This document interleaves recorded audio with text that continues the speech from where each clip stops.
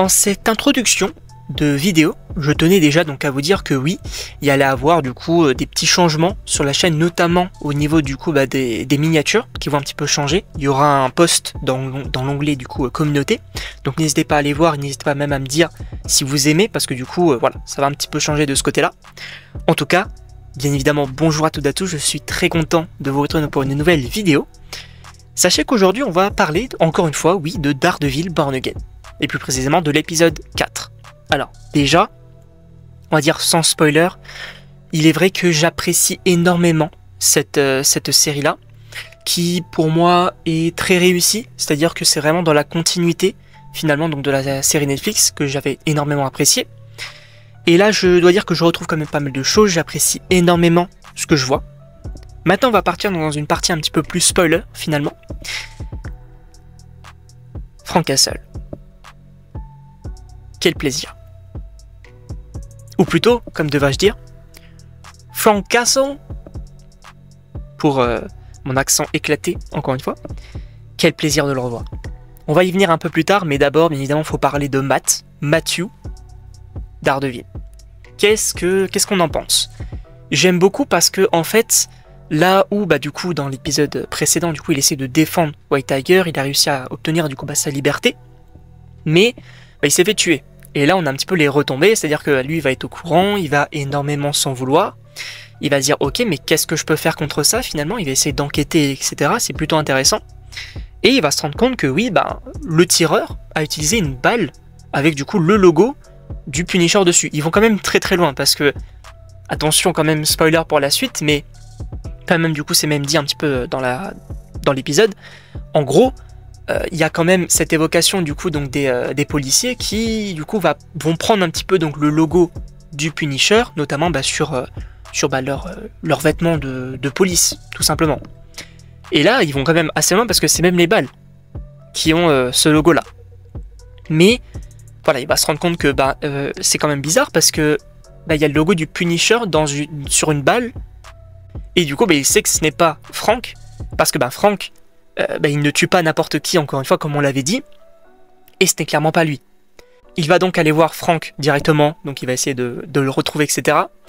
Quel plaisir de voir Frank avec cette barbe, avec ce charisme, Jon Bernthal, quel plaisir.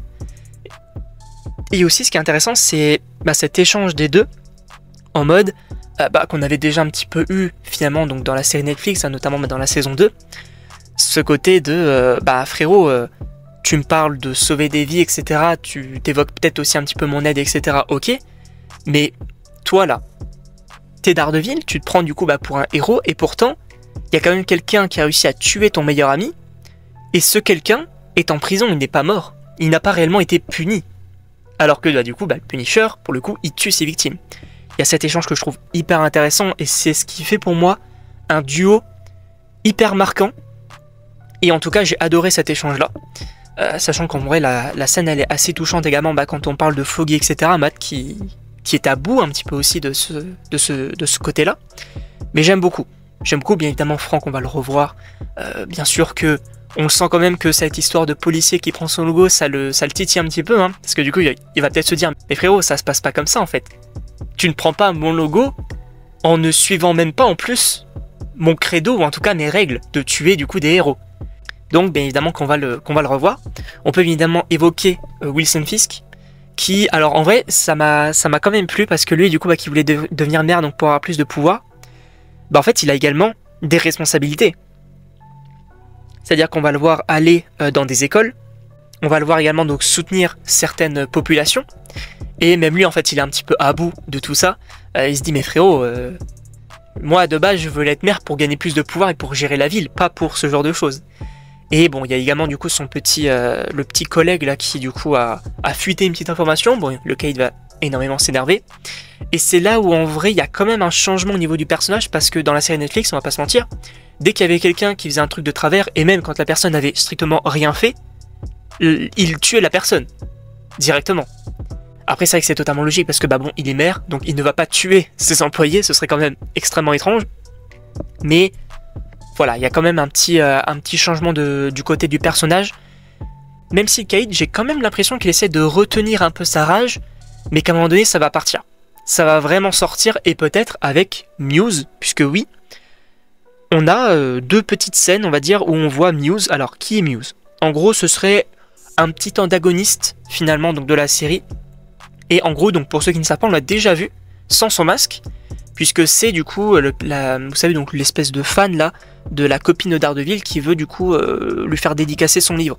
C'est lui notamment qui dit, mais frérot, t'es psychologue, j'ai besoin de ton aide, parce que je vais pas trop bien. Et en gros, lui, c'est du coup un tueur en série, qui, comme on le voit du coup, à la fin du coup il essaie de pomper le sang de quelqu'un. On se dit mais pourquoi faire? Tout simplement donc parce que c'est un artiste et il peint avec le sang de ses victimes.